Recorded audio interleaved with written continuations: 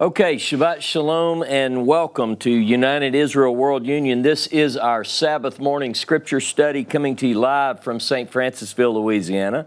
Thank you very much for joining us. Are we ready to jump into a scripture study this morning? I say we are. I say let's begin.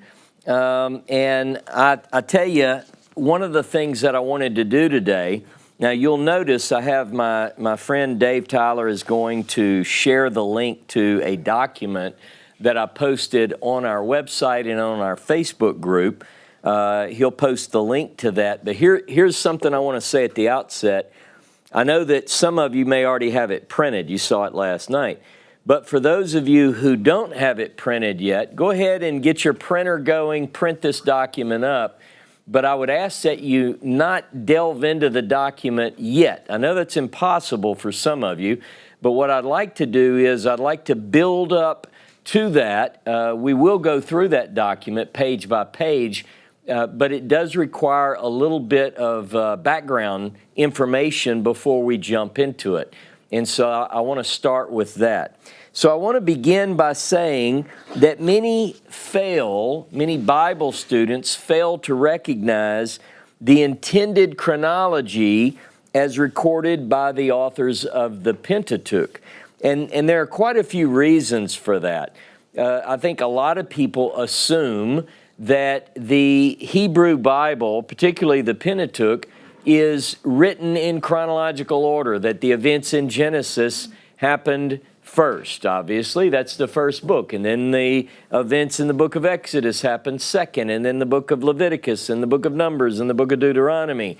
So we have this because of the way that the material is put together in our Bibles. We tend to have this idea that that's the order of things, that if something appears in the book of Numbers, for instance, it happens before that anything that is mentioned in the book of Deuteronomy. Now, obviously, there are exclusions to that when we have references in one book that look back on the events that are described in another book and so forth.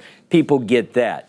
But what I want to do is begin, and we've done some of this in previous classes, I want to begin by showing some things that's not always the case. It's not always so easy to determine chronological order based on where an event is recorded in Scripture. So that's one of the things that we're going to look at. The rabbis ultimately came up with a saying, and it's translated basically, this is the meaning of it, that there is no early or late in the Torah. In other words, if you see something that's out of place chronologically, don't worry about it because there's no earlier and late in the Torah. Well, what that does is when we ignore things like that, we fail to truly grasp the greater context of a story, and I don't like to just dismiss things just outright by saying, yeah, you're going to see some things. A classic example is Exodus chapter 16. Before they even get to Sinai, which is 19:20 of Exodus, in Exodus 16, it describes that the children of Israel ate manna for 40 years until they crossed into the land. Well, clearly, that is anachronistic. Clearly, that is written into the text of Exodus 16, describing something that's 40 years into the future, right? So we have to be careful. We can't just assume that these things are chronological. Now, we've covered some of this. Now, added to this failure to reconcile chronological order is a seemingly confused, or if you prefer to say it this way, a confusing geography that is played out in the text of the Pentateuch. Now, these difficulties, the chronological and the geographical difficulties that we encounter in the text, a lot of people honestly never even see them. They never even recognize that there's an issue because they don't pull out a map and, really try to trace the flow of the narrative. So a lot of people don't even know what they don't know, right? That's the way we say it. But the difficulties that are presented by the text often are reconciled when we can pull these texts together and compare narrative to narrative as they should be, and as we begin searching for the details in that way. So when we carefully study the text themselves, when we look at the narrative clues within the text of the Pentateuch, side by side in particular, when we can align parallel passages next to one another and study them, we begin to see something emerge. And what emerges, generally, the similarities between these, what tends to come to the top is what is seemingly the foundational story from which other details are added, interpolations and so forth. So we're going to look at some of that. Now, also, I should add that by the same token, when we take text of similar narratives, like we're going to do today, and this will make total sense in a few minutes. When we take a text in one book and pull another text from another book that tells the same story, and we look at these side by side, again, you're going to see some similarities, but you're also going to see some differences. But what really begins to happen is you're going to be able to see certain things that are anachronistic, that are added later, clearly interpretations. Okay. Today's class is meant to highlight what I have called the final acts of Moses. The final acts of Moses. Now I'm going to quickly cover what I'm going to look at, so you kind of have it going into the class. And let me put it this way. When we talk about chronology, we know, for instance, that the children of Israel spend 40 years in the wilderness, right? Everybody shake your head. Yes, we know that. That's right. Yep, 40 years. So if we know we have a 40-year period, and I've pointed out in previous classes that the books of the five books of the Pentateuch spend a lot of time on that initial 2 years, and then as you'll see today, they spend a lot of time on the final 6 months. The final 6 months. And that means that in between the second year of the Exodus, the 40 years, between the second year and the 40th year, there is a wide period of time that we get very little information of. Now, do I want it differently? I'm stating a fact. In other words, if you had all 40 years a day-by-day journal, you'd need, a truck full of file cabinets to carry it around with you. Or you could put it on an iPad. That would be handy. But nonetheless, we have what we have. What we have is a real focus on the final 6 months, and you'll see that. I'm going to tell you this, the death of Aaron and the appointing of Eleazar in his stead, the battle with the Canaanite King of Arad on the west side of the Jordan Rift, the battle with the King of Arad, west of the Jordan, the crossing of the Jordan west to east. In other words, you're in the Negev, you're in the desert, and you cross over into, ultimately, the land of Moab. I'm not talking about the crossing of the rift from Moab into the land on the conquest, but that initial crossing over. The battle with Sihon, the king of the Amorites, and King Og of Bashan. The encounter with Balaam. Remember Balaam and then the Midianite and Moabite women, the harlotry that takes place in that period. I'm going through these, the death of the battle with the Midianites, the plague in the plains of Moab. Now get this, the commissioning of Joshua to take over for Moses in his stead, and the writing of the Torah all take place in less than 6 months. According to the narrative that I'm going to show you today, Now, what we do is, I just listed off several major things. And we tend to think this is a 40-year time in the wilderness. So Aaron dies, and then they have this battle with the king of Arad, and we can spread that out over 40 years. But if I'm telling you, and I will show you this, that all of these events take place in a 6-month period. And by the way, most of them take place in a 5-month period, because after the death of Aaron, there's a 30-day mourning period for Aaron. So I'm gonna condense that window a little bit. You think, well, why is this important? Well, it's very important because I'm going to show you how these events come together chronologically. We'll talk about where we are geographically, and it's going to make the Bible come alive for you. You're going to begin. Many have probably missed.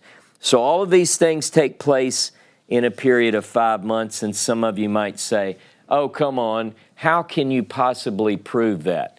Take a deep breath, stretch, and get your Bible and pencil and paper out and get ready to do this. Now, some of you may wonder how it is that this class came together. Some of you may wonder how any of these classes come together. I'm going to tell you, I'm going to give you an example of how this class came together, because I want to, as I teach, I'm actually trying to train other people to do the same thing, to see the same things. Remember, Psalm 119:18 says, Gal enai va'avita niflaot mitoratecha. Open my eyes. That's what you say to God. Open my eyes, and then listen to this. And I will look for wonderful things in your Torah. It's not enough. See, some people, the reason a lot of people don't see these things is because their eyes are closed. And some of them have their eyes open, but maybe they just haven't looked yet. So you need both. God, open my eyes, and then I'll look. Okay. So this class started in this way. I started by looking at the reading for this week. Now, how many of you know that Deuteronomy 31 is part of the reading for this week? Deuteronomy 31. And Deuteronomy 31 just happens to be one of my favorite chapters in all the Bible. And why is that? Because in Deuteronomy chapter 31, we have two passages which tell us that Moses wrote the Torah. Moses wrote the Torah. Now, some of you are saying, see there, I told you Moses wrote the Torah. And then in their mind, they begin to understand that in one particular way. In other words, if your definition of Torah is Genesis 1:1 through Deuteronomy chapter 34:12, then you're going to say, Moses wrote that, and Ross is trying to say that he didn't. And here it is, right here in Deuteronomy 31, like I haven't read Deuteronomy 31. Now, I'm going to unpack this a little bit today. We're going to talk about what exactly Moses wrote, when he wrote it, where he wrote it, and then next week we'll talk about some details of that document. But I want you to go with me this morning, first off, to the book of Deuteronomy. See, this is why I told you, you can print the sheet, but don't read it yet. Don't get into it. Deuteronomy 31, please. And I want you to listen as I read verse 9. So Moses wrote this Torah. Vayiktov Moshe et haTorah hazot. So Moses wrote this law and gave it to the priests, the sons of Levi, who carried the ark of the covenant of the Lord, and to all the elders of Israel. Okay, well, there it is. So Moses wrote all of this law. There you go. Now, I want you to go down. Now, by the way, no, I'm not going to say that yet. Go down to verse 24, chapter 31, verse 24. It came about when Moses finished writing the words of this law, this Torah, in a book, in a scroll, until they were complete, that Moses commanded the Levites who carried the ark of the covenant of the Lord, saying, take this book of the law, take this scroll of the Torah, and place it beside the ark of the covenant of the Lord your God, so that it may remain there as a witness against you. All right? And it goes on, but I want to stop there.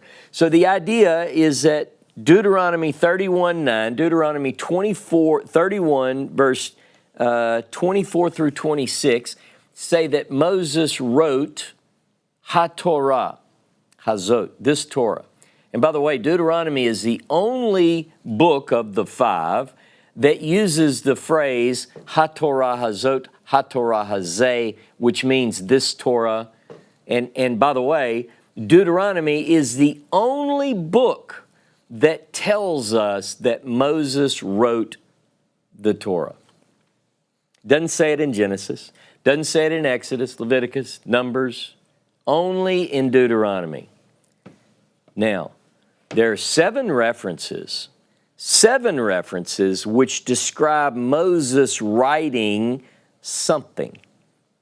And that something can be found, in my understanding, in that document that Moses wrote, HaTorah Hazot. But only in Deuteronomy does it mention that Moses wrote the Torah.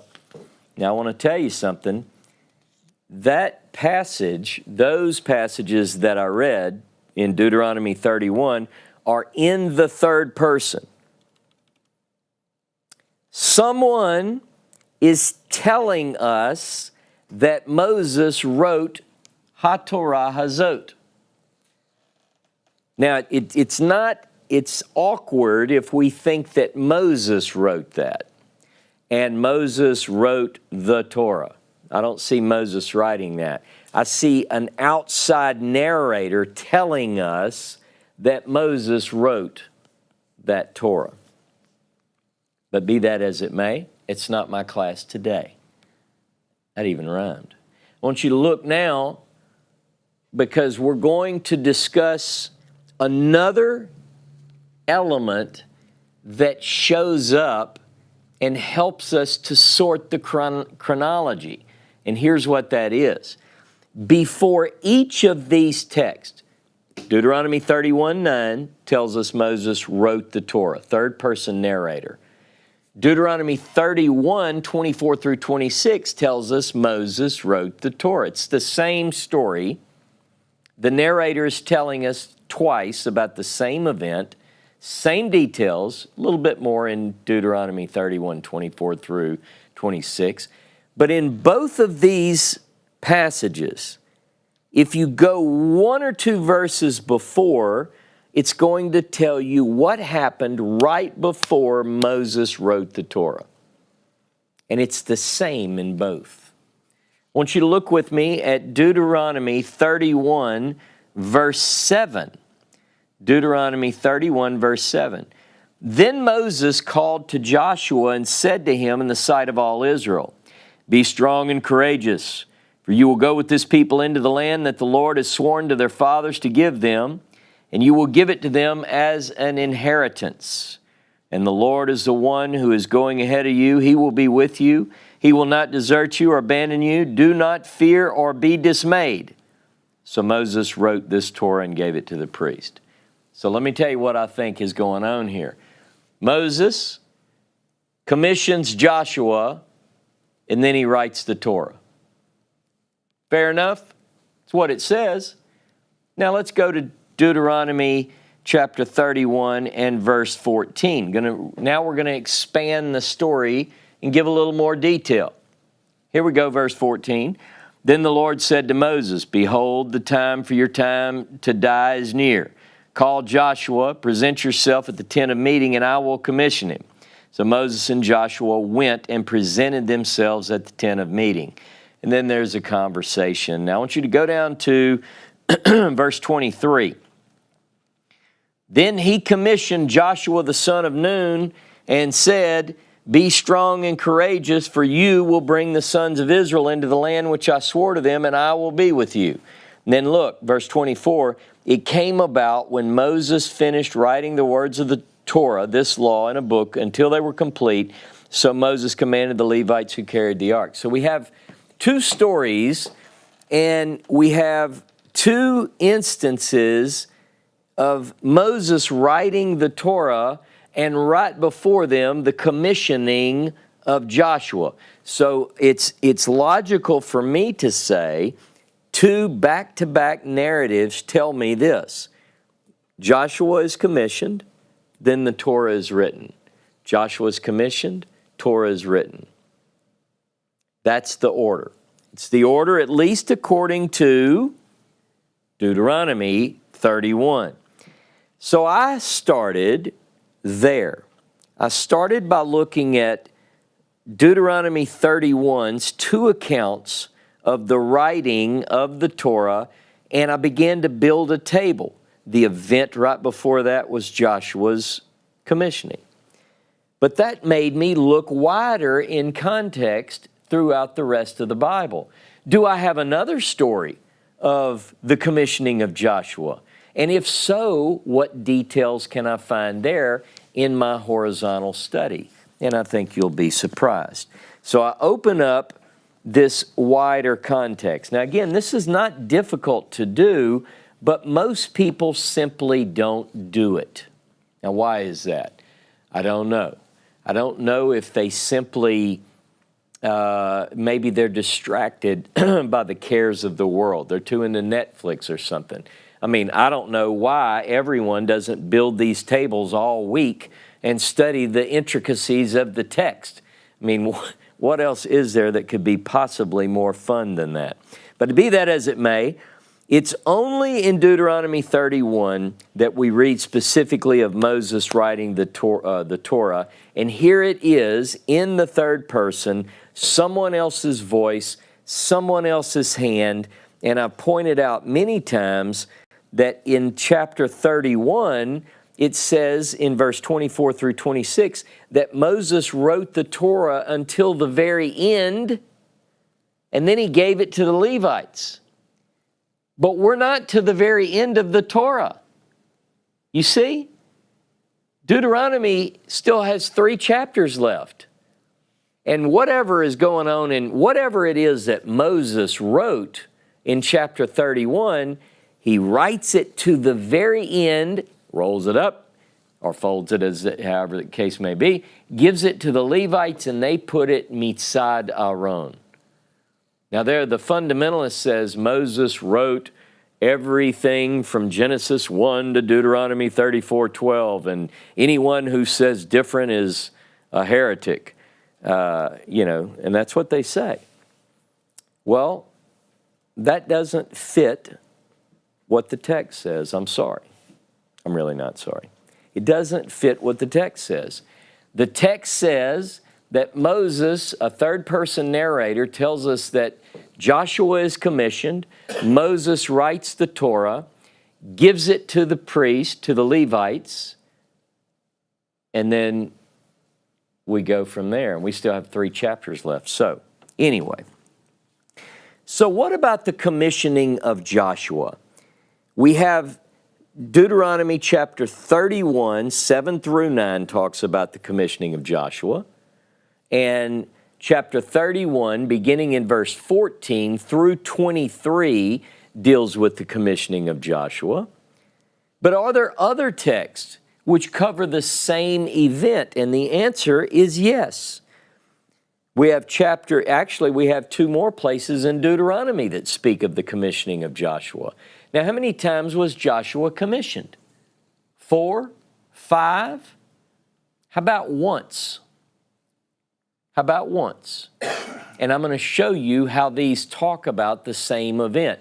We have reference in Deuteronomy 1 to the commissioning of Joshua. We have a reference in Deuteronomy 3. We have 2 references in Deuteronomy 31. And we have the story in Numbers, get this, Numbers chapter 27 tells us about the commissioning of Joshua.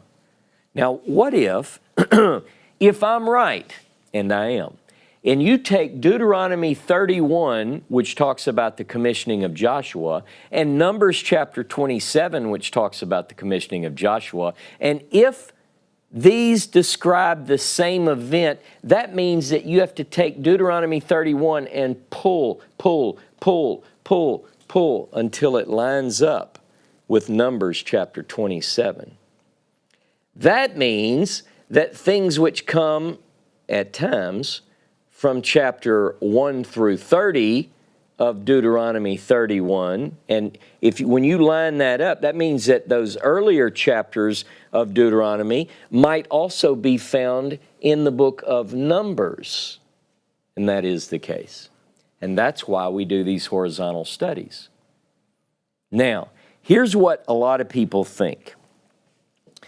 Some might assume, follow me closely, that Numbers 27 is describing or announcing an event that will happen much later, the commissioning of Joshua.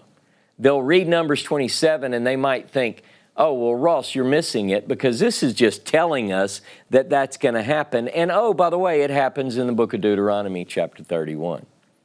You see what I'm saying? That's what they think. And then Deuteronomy 31 is the actual commissioning. And remember I said some would assume that. One would be incorrect in that assumption. Now, how do I know that? Because the Bible tells me so. It's that simple. After a lengthy narrative, and we're going to go through this in detail in a few moments, but I just want you to go with me to the book of Numbers, chapter 27, and beginning in verse 18. I might as well read it now. So the Lord said to Moses, take Joshua the son of Nun, a man in whom is the Spirit, and lay your hand on him, and have him stand before Eleazar the priest and before all the congregation, and commission him in their sight. And you shall put some of your authority on him, so that all the congregation of the sons of Israel will obey him. Moreover, he shall stand before Eleazar the priest, who will inquire for him by the judgment of the Urim before the Lord. At his command they shall go out, and at his command they shall come in, both he and all the sons of Israel with him, all the congregation. Listen, everybody pay attention now. Then Moses did just as the Lord had commanded him. He took Joshua, had him stand before Eleazar the priest, before all the congregation. Then he laid his hands on him and commissioned him, just as the Lord had spoken through Moses. Pretty clear? Pretty clear that in Numbers 27, Joshua is not only, this isn't just a text that says, hey, in the near future, it's sometime in the distant future, maybe the near future, we don't know yet. In Deuteronomy 31, you're going to actually do this, Moses, but right now, I'm just going to give you the details of it. That's the way most people read it. Now, why is that? It's because we begin a book in the beginning and we work through. We read linear. We read one book from the beginning to the end, then the next book beginning in, then the next book beginning in, then the next book. So by the time you finish with Numbers chapter 27, you're going to come away with one or two things. You're either going to think, you're not going to think, this didn't happen yet. You just saw it. You just read it. It happened. God told him how to do it, what you're going to do, how you're going to do it, and he does it. Now what happens, I think, is that then you get into chapter 28 and 29 and bring all these goats and the sacrifices, and you work all the way through chapter 36 of Numbers, and you get into the book of Deuteronomy, and you don't even think anymore. You forget that Joshua has already been commissioned. But my point is, at what point chronologically are we when this takes place? I'm going to tell you that we are in the last 6 months of the 40 years. And that means that Deuteronomy 31 has to be pulled to line up with Numbers 27. to get the chronology right. Now, but there's more. Clearly, Joshua is not commissioned 2 times. You wouldn't need that. It's superfluous. God only needs to command something. Moses only needs to do it 1 time. But in order to see this clearly, you've got to look at it with the horizontal reading that we've been teaching on. You have to see it side by side, juxtaposed, one next to the other. We have to look at this as a harmony of the sources, a parallel of the passages, the Pentateuch parallel passage. That's what we have to look at. So stating this plainly and without any ambiguity, Numbers 27 and Deuteronomy 31, where they speak of the commissioning, are the same story told in different sources. There is no other option.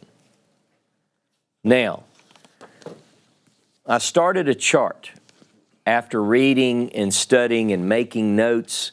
So my initial page looked like this. I had Numbers 27, line, Deuteronomy 31, and I started with pen and paper, and this is the way I do it. And I started, comparing. Oh, this one says that. Oh, this one's, oh, look, it's identical.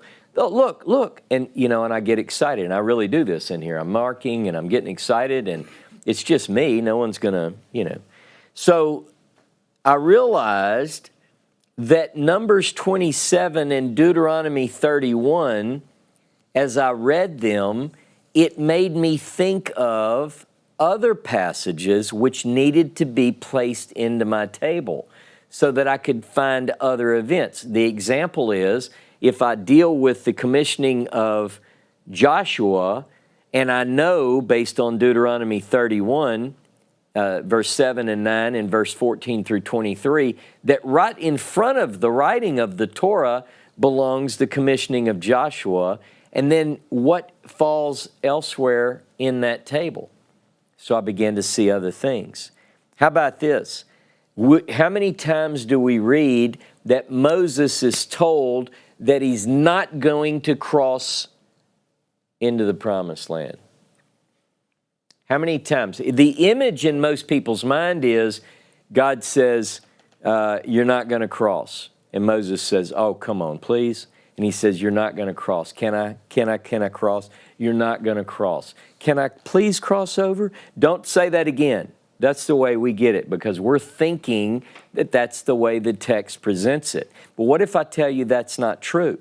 What if I tell you that by aligning these texts, we get a different picture, that it's not a constant, you're not going, you're not going, you're not going. How many times do you think God needs to say that? By pulling these texts together, we see something interesting.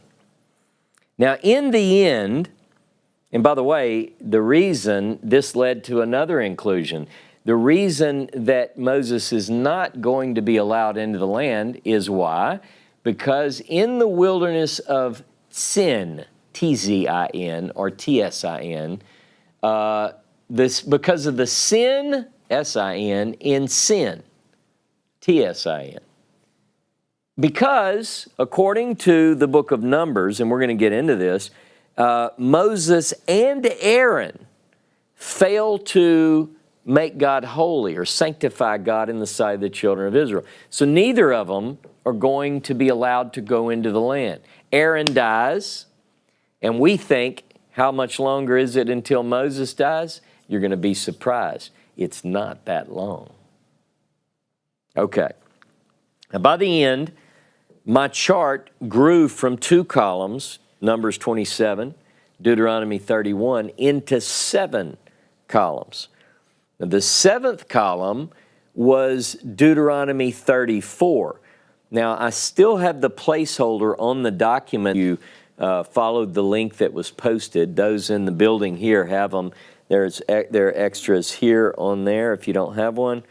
But those of you online, you should have it too. Now, I left Deuteronomy 34, the column, because I'm working on a commentary on the Pentateuch already, and I have Deuteronomy 34 comes in probably next week in my class on the death of Moses. So we're going to get to that later. But I left the column, there's just no text in it. But you should have that. Get that now if you have not yet gotten it. Now I want to start on this chart, and you'll notice it's called the Final Acts of Moses. But I want to begin at the top with the header verse there. You'll see Numbers chapter 20, verse 12. This begins a 6-month countdown, okay? 6 months kick off now. But Jehovah said to Moses and Aaron, because you, plural, have not believed me to treat me as holy in the sight of the sons of Israel, therefore you, plural, shall not bring this assembly into the land which I have given them. Those are the waters of Meribah, because the sons of Israel contended with Jehovah, and he proved himself holy among them. Okay? So this kicks it off. Now, I want you to look at, this is not on my chart, I just put a note. Go to Numbers chapter 20 and verse 22. Numbers 20, 22. Now, when they set out from Kadesh, and came to Mount Hor, and the Lord spoke to Moses and Aaron at Mount Hor by the border of the land of Edom. Where are they geographically? The border of the land of Edom. Now follow me on this. Saying, Aaron will be gathered to his people, for he shall not enter the land which I've given to the sons of Israel, because you rebelled against my command at the waters of Meribah. It's talking about both of them. Take Aaron and his son Eleazar and bring them up to Mount Hor. Strip Aaron of his garments and put them on his son Eleazar. So Aaron will be gathered to his people and will die there. So Moses did just as the Lord had commanded, and they went up to Mount Hor in the sight of the congregation.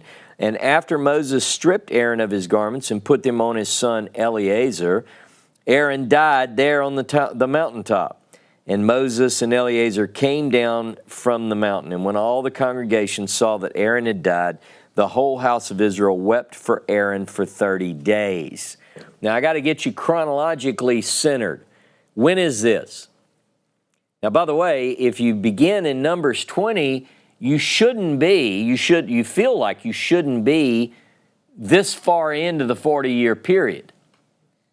Because remember, think about it, Numbers 13 and 14, they send the spies, and because of their failure to bring back a good report, Numbers 13 and 14, they're told you're going to be in the wilderness for 40 years. So here we are just a few chapters later. Now, what year do you think it is? Well, go to Numbers chapter 33. Let's see when Aaron's dead here. He dies. So go to Numbers 33. And I want to pick up in verse 38. Then Aaron the priest went up to Mount Hor at the command of the Lord and died there in the 40th year after the sons of Israel had come from the land of Egypt on the first day of the 5th month. That's pretty specific. That's pretty specific. Can I put a date in my calendar book on that? You bet I can. 40th year, 5th month, first day, Aaron's dead. Okay? Now, then they mourn for 30 days. Follow me on this calendar. It's not hard math. 6th month.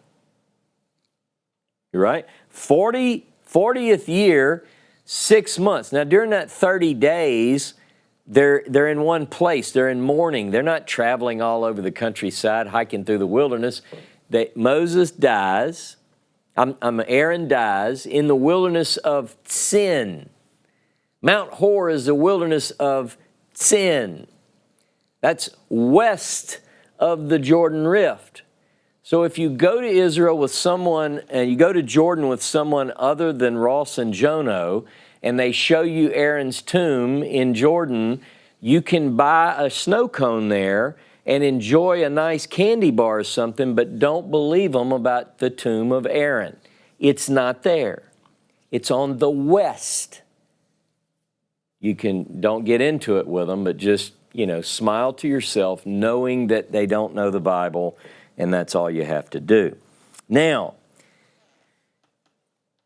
40th year. Now, what I want you to do quickly is recognize that if you go to Deuteronomy 1, now we're going to do this again in a minute, but I want you to just to get a picture of this. Deuteronomy 1, and I want to look at verse 3. Deuteronomy 1:3. Now remember, that's Numbers 20, he dies. Deuteronomy 1:3 says, in the 40th year, on the first day of the 11th month, Moses spoke to the children of Israel in accordance with everything that the Lord had commanded him to declare to them. So this takes place 40th year, 11th month, first day. Aaron dies in the 5th month, first day. They mourned for 30 days. So you got from the 6th month to the 7th, 7th to 8th, 8th to 9th, 9th to 10th, 10th to 11th. In 5 months, from the death of Aaron in the wilderness of Sin, west of the Jordan Rift, a lot of stuff happens. And it brings them to the place where Moses is speaking about things that are in HaTorah Hazot. Remember, you have to recognize that all these things happen. The Canaanite king, the battle with Arad, all this stuff happens. And by the way, if you look at how do we know where we're at, before we go back to this chart, look at Numbers chapter 21. Let me establish. In Numbers 20, he dies, I say, west of the Jordan Rift. Look at Numbers chapter 21. You ready? When the Canaanite, the king of Arad, who lived in the Negev, he lived in the Negev, underline, he lived in the Negev, heard that Israel was coming by the way of Atarim, he fought against Israel and took some of them captive. Now, we know where Arad is. In fact, if you go to Israel with me, if you travel to Israel and Jordan with me, I'm going to show you where Arad is. We're going to go there. You're going to be there. If you travel, if you're in the deep south in the desert and you go up 90 and you travel up 90 and you can say, okay, I can either turn right and go to the Dead Sea, or what does that sign say? Oh, I'll turn left and I'll go to Arad. So Arad, we know where it's at. Arad is west of the Jordan Rift. Now, then you have the story of the serpents. Remember in Numbers 21 that the children of Israel rebelled against Israel and against Moses, and God sends scorpions, fiery serpents, Nakashim HaSeraphim, and they're biting the people, and Moses he builds, according to Numbers 21, he builds a Nakash out of brass and puts it on a pole. A serpent is the way it's translated. Where are you going to get all that copper, that bronze? Well, I'll give you something that's pretty interesting. In that area, right there, in the wilderness of Zin, right on the edge of the Jordan Rift, there's a place. Dave Cole and Dave Tyler and I have been. Jono's been there. And it's a copper smelting place.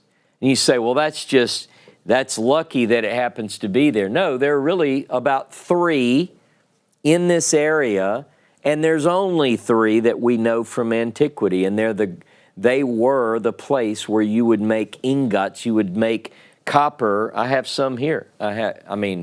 There's a piece of it over there, little piece, because it's right there. Now, when you read this geography, you're at Ovot. Well, guess where Ovot is? It's right there in this area. Numbers chapter 21 says that they were bitten by serpents, and Moses made this bronze serpent that they would look on and be healed. And then the next place they go is Ovot, Numbers chapter 21, verse 10. Numbers chapter 21, verse 12. Look, let's see. 21:12. Listen to this. From there they set out and camped in Wadi Zered. Now, we know where the Wadi Zered is. This is where they're crossing over. The Wadi Zered goes from the southeastern tip of the Salt Sea, the Sea of Salt, the Dead Sea as it's called today, and to the east, the Wadi Zered. So this is where they are. And then they move into the land, as we say, of Lot's descendants. So my point is, we have to put ourselves on a map geographically and chronologically in order to understand that. But again, in Deuteronomy 1, what we get is Moses in the 11th month, first day of the month of the 40th year, Deuteronomy is spoken, if you will. Well, I think that it's read, and I'll get into that. Now, by the way, look at, I know we've covered this, but look at Deuteronomy 1 again. Verse 1, Deuteronomy 1:1. Third person, this is a narrator. A narrator is telling us this. These are the words that Moses spoke to all Israel across the Jordan in the land, in the wilderness, in the Arava, opposite Suf, between Paran and Tophel, Lavan, Hatzerot, and Dizahav. It's 11 days' journey from Horeb by way of Mount Seir to Kadesh Barnea. In the 40th year, on the first day of the 11th month, Moses spoke to the children of Israel in accordance with everything that Jehovah had commanded him to declare to them. After he had defeated Sihon, the king of the Amorites, who lived in Heshbon, and Og, king of Bashan, who lived in Ashtaroth and in Edrei, across the Jordan in the land of Moab, Moses began to expound HaTorah Hazot, this Torah. Now let me tell you something. He just said this is after. You want to get chronological? You want to put together a table of readings? Look at what happens. We have Aaron's death. Where does the battle with Sihon and Og fit in that 5 months? It fits in that 5 months. That's the first step you need to know. Now, by the way, in verse 6, for the first time in the entirety of the Pentateuch, we switch to a first-person narrative. For the first time. The narrative, beginning in Deuteronomy 1:6, the voice changes. Deuteronomy 1:1 through 5 is a narrator's voice, a narrator's hand. It's not Moses. How do I know? These are the words that Moses spoke. If it's Moses, he would say, these are the words that I spoke to the children of Israel. And the narrator is on the wrong side of the Jordan. Whoever wrote this is saying these are the words that Moses spoke on the other side of the Jordan. Well, Moses never crossed over. That's the subject of our class today. Moses didn't cross over. And why? According to the book of Numbers chapter 20, because they didn't sanctify him. And that led to this, and then, all right. Here we go. Now, I want you to look at the chart, page 1, Deuteronomy 3. Now remember, Numbers chapter 20, the event there, God tells Moses and Aaron, you're not going to cross over. So we're on the first page of our chart. Deuteronomy 3, Moses says, let me go over, I pray thee, and see the good land that is beyond the Jordan, that goodly mountain and Lebanon. But Jehovah was wroth with me, notice first person, for your sake, and hearken not unto me. And Jehovah said, let it suffice thee, speak no more unto me of this matter. Now, if you've read the book of Numbers 27, you get the impression, because you think that's an earlier event, that God is now telling Moses, Moses, stop. Don't ask me about this again. You ask. That's not the case. Moses says one time. He's been told in Numbers 20 that they're not going to go in. Here he says, I'd like to go in. You think Moses doesn't know that he can push God? You know, how far should he ask him? He asked him once here. I'd like to go in. God says, no, don't ask me about it again. Now, also notice in the Deuteronomy 1 column, it says, also Jehovah was angry with me for your sake. Notice that it's the same in Deuteronomy 3. So according to Deuteronomy, in 3 places, Moses says, God was mad at me because of y'all. Numbers doesn't say that. Numbers says God's mad at him because of them, because of Aaron and Moses. Right? Now, be that as it may. Page 2 of my handy-dandy chart of parallel Pentateuch passages. That's sort of an alliteration that's maybe a little bit tough tongue twister. Okay, now I'm bringing in, notice my chart, I have Numbers 27:12 and Deuteronomy 32:48. Now I've broken it down into matching components. So you see on the left it says, and Jehovah spoke unto Moses, and on the right, Jehovah spoke unto Moses. Deuteronomy 32 says, that self-same day. Numbers doesn't have that. But notice the similarity. Get thee up into this mountain of Abarim. Look over at Deuteronomy 32. Get thee up into this mountain of Abarim. Now, Deuteronomy 3 has a different name for that mountain called Pisgah. Pisgah is a specific point in the mountains of Abarim, okay? And you'll notice similarities and differences, but Deuteronomy 32 says, unto Mount Nebo, which is in the land of Moab, that is over against Jericho, and behold the land. Same thing he tells him in Numbers 27. Also in Deuteronomy 3. Now there it doesn't say, behold the land. It says it a little bit differently.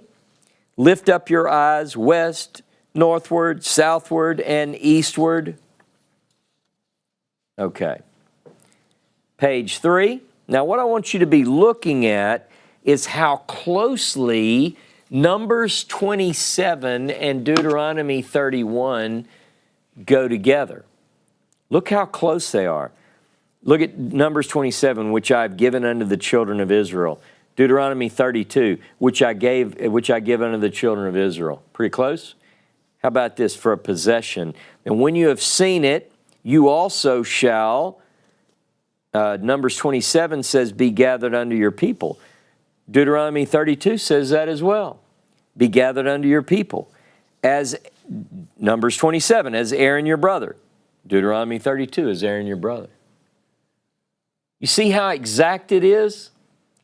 Now, one narrative source does add different details that are not found in the other, but let me tell you this, mark this down, these are the same story, told in 2 different places, sometimes 3, 4, and 5 different places.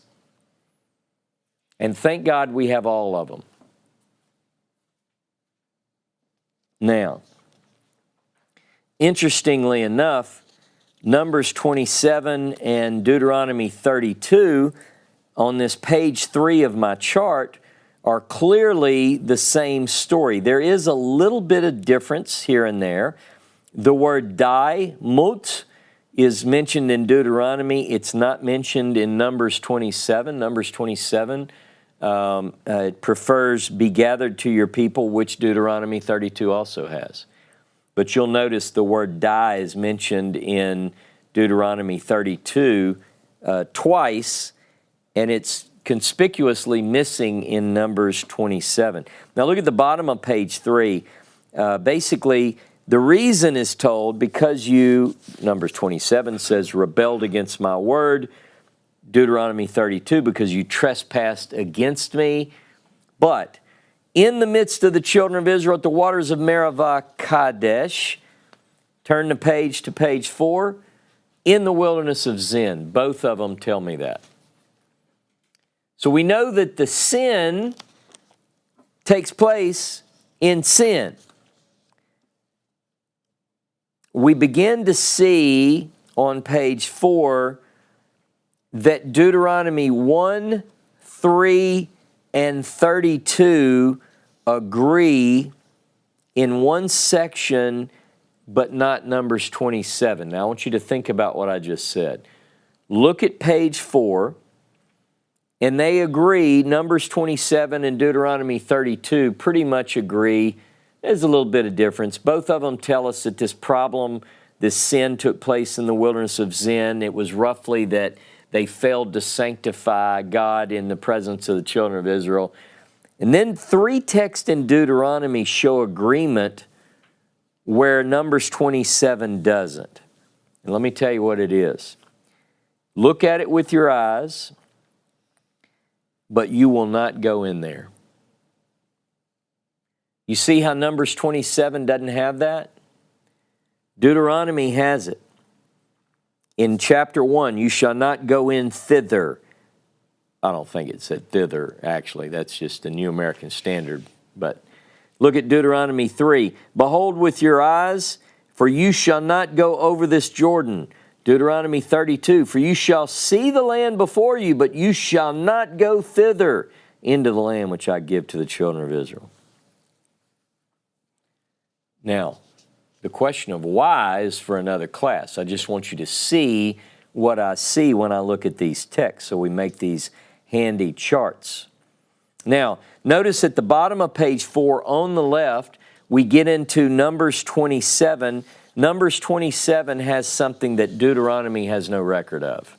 But the event is the same. Everybody agree with me. We're at that period. It's the same story, but Numbers gives us this. Ready?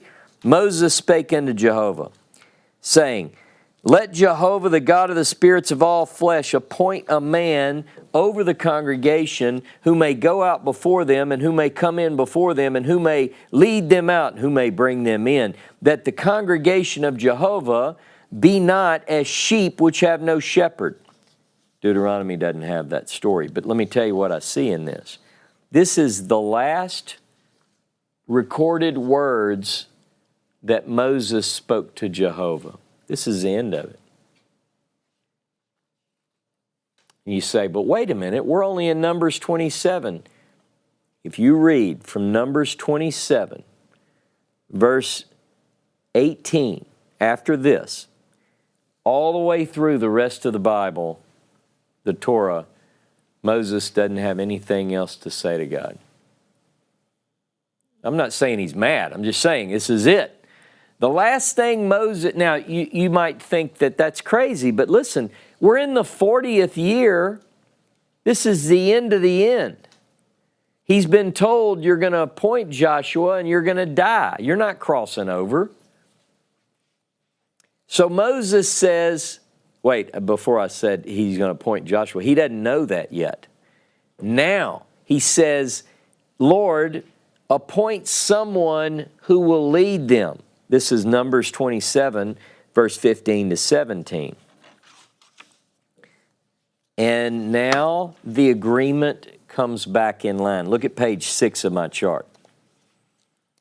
Remember, Moses has just asked God, appoint someone to lead the children of Israel. And Jehovah said unto Moses, same in Deuteronomy 31 and Numbers 27. Take Joshua. I'm going to pull them all together. Notice we have similarity. Numbers 27, Deuteronomy 1, Deuteronomy 3, Numbers and Deuteronomy 31. Take Joshua, call Joshua, charge Joshua, the son of Nun. You see that? Now, one text in Numbers says the son of Nun, in whom is the Spirit. Deuteronomy doesn't have that, but it says, who stands before you, he will go in thither, encourage you him. And that's repeated in Deuteronomy 3. And strengthen him, says Deuteronomy 3. And at the end of page 6, you're going to go get Joshua, and you're going to charge him.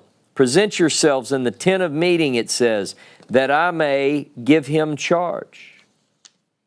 Now, look at page 7.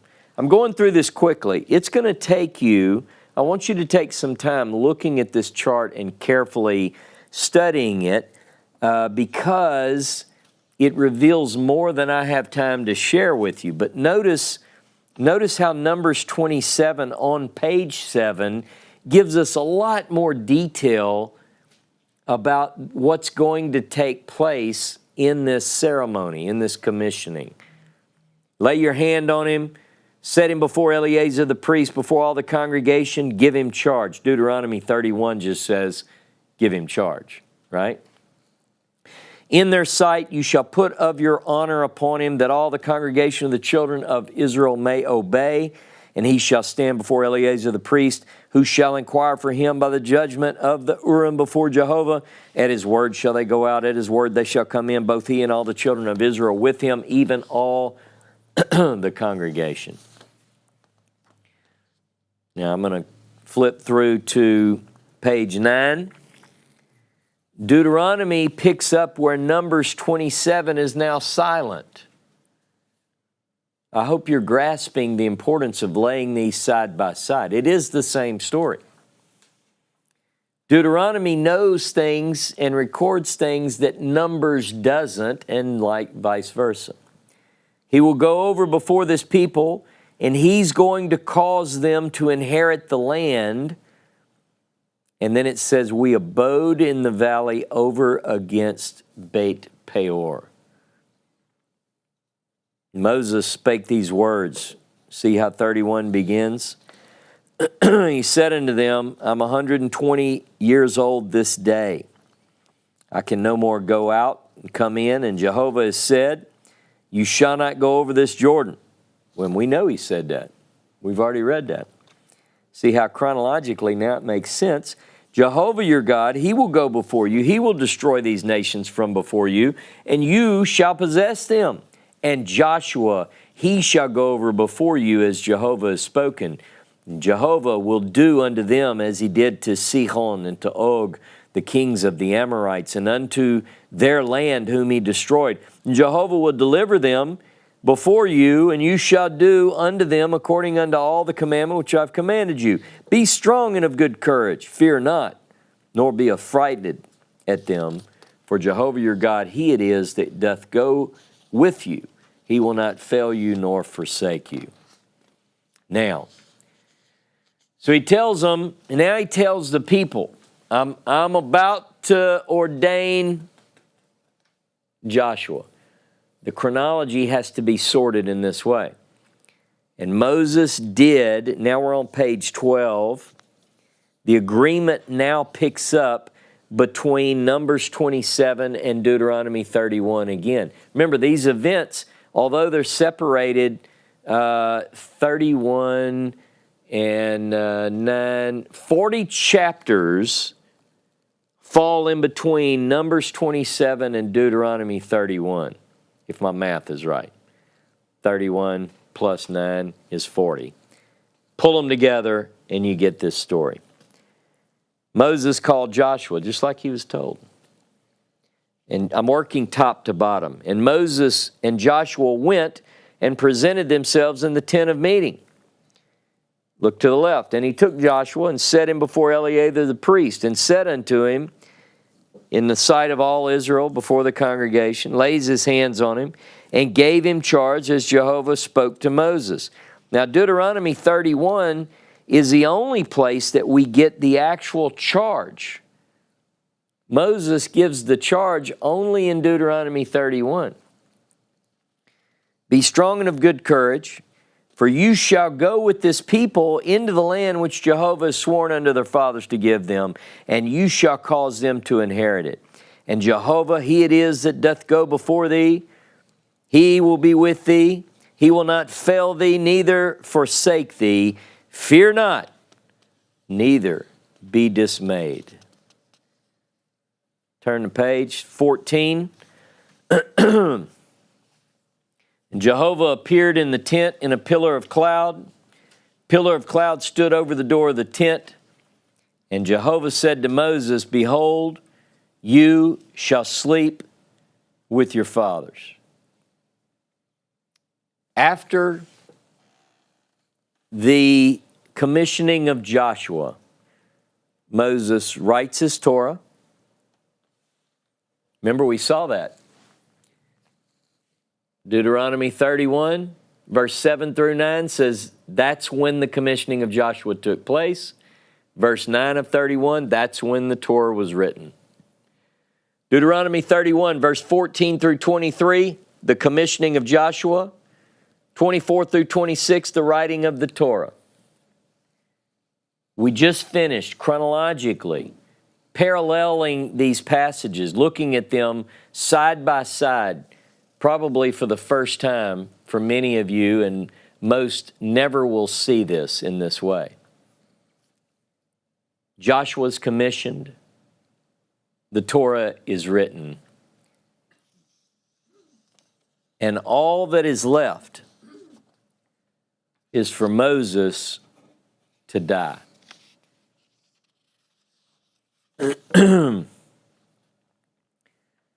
Look at, let me look at something here. Deuteronomy 31. Deuteronomy 31 and verse 15 and 16 tell us that God basically tells Moses, look at verse 16 again, behold, you're about to lie with your fathers. This people will rise and play the prostitute with foreign gods in the lands amidst which they are going. They will abandon me and break my covenant which I have made to them. Then my anger is kindled. He gets into all these sorts of things that are going to take place according to the writer of Deuteronomy 31. However, as I explained in the opening of this class today, we had the commissioning of Joshua, the writing of the Torah, and now all that's left is for Moses to die. Now, here's the reason here's what I want to close on. Who wrote about the death of Moses? You know, there are a lot of theories out there. One theory is Moses. Moses wrote it through his tears. Say the traditionalist. The fundamentalists say Moses wrote it. He was a prophet. Therefore, he knew about his own death and his own burial, and he wrote that in before he died, obviously. Others say that Joshua wrote it. But we're going to get into this next week. Can the answers to these questions be found in the Pentateuch? Can we figure out who wrote this? Can we figure out everything that the Bible tells us about the death of Moses? When did it happen? What are the details surrounding it? But for that, join me next week. Shabbat Shalom, Shavua Tov. Study this chapter, this document that I gave you. And if you have questions, feel free to entertain those questions. We just set up, United Israel just set up at the bidding of Stacy Smith, a Discord channel. None of us like the name, but it's called Discord, D-I-S-C-O-R-D, discord.com. And it's a place, it's a social media channel where you can join together and you can chat, you can watch videos, you can have, people can share their screen, they can go on by voice. But I'd be interested, I'll post that again, I'll make sure everybody sees it on our Facebook page, but go to discord.com and sign up for an account if you want to. Some of you say, I don't want to do any more social media, I'm fed up. That's okay.